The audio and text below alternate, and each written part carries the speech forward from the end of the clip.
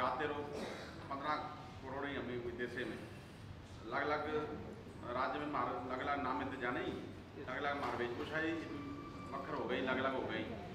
अबे मनो कहीं करना हो कि मारो जो मारो देश होता है हम एक होकर समाज निर्माण की तो मार समाज बंजारा पाए मार पूर्वजे देश निर्माण की तो अभी अभी गरीब हो गई।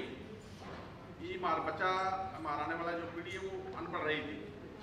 अभी कहीं मारो उद्देश्य थे हमारे नेता माननीय रविंद्र नायक जी हमारे नेता राठौर साहब जो हैं हमारे हमें कहीं करना मार उद्देश्य थे मार समाज कहीं मार डिमांड मांग कहीं थी मार बच्चा नहीं पढ़े तो मार गरीबी नहीं काटे जाए सामने के बाद ना मार ये दूजा मार वो चाहिए कि मारा समाज बच्चा पढ़े तो मारा समाज मारो संस्कृति मारो समाज कहीं क्या होता सिविलाइजेशन सभ्यता वो मान फलानो जो सभ्यता मार बहन बैठी मार दीदी बैठी थी में ई मार भूल गई में उत्तर भारत में मार समाज में मार भाषा भूल गई मार समाज संस्कृति भूल गई।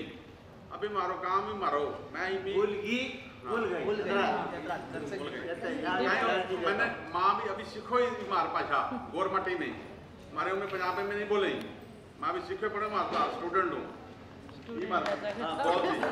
अब मारो उद्देश्य क्या है कि समाज में मार गरीबी कैसे में उठानी ऊपर ये मार बड़े भाई से सारे बैठे ही और देश में पूरे में मैं जानना पड़ा जितने मार बुजुर्ग ही मार नेता ही मार समाज नेता ही मार बुजुर्ग मार बाबा सेवालाल जी लखी शाह बंजारा ही मक्खन शाह लवाना समाज देश सेवा की थी स्वतंत्रता मान मिली ये देश ने।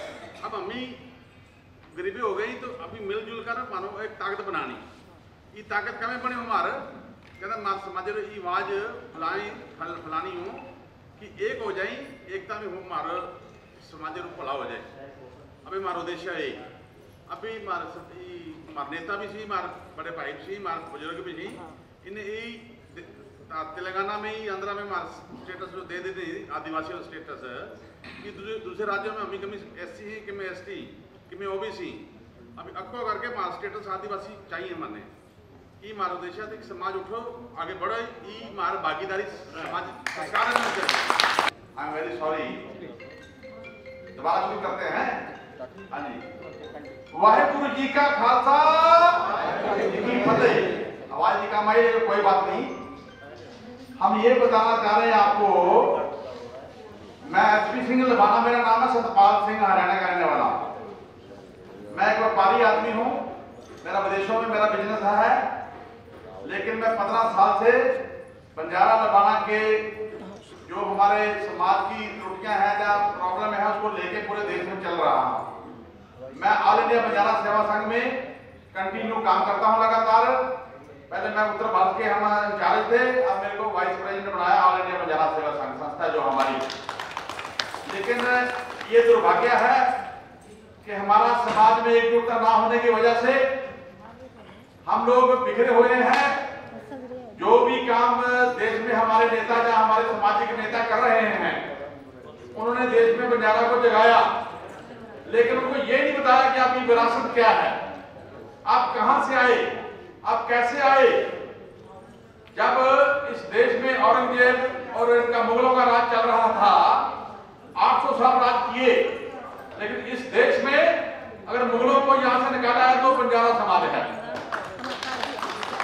हम उस समाज के बारे में बात बताएंगे कि जब गुरु नानक देव जी इस दुनिया में आए पैगंबर आए गुरु नानक देव जी तो उन्होंने देखा कि बंजारा समाज बहुत समृद्ध है बहुत अमीर है।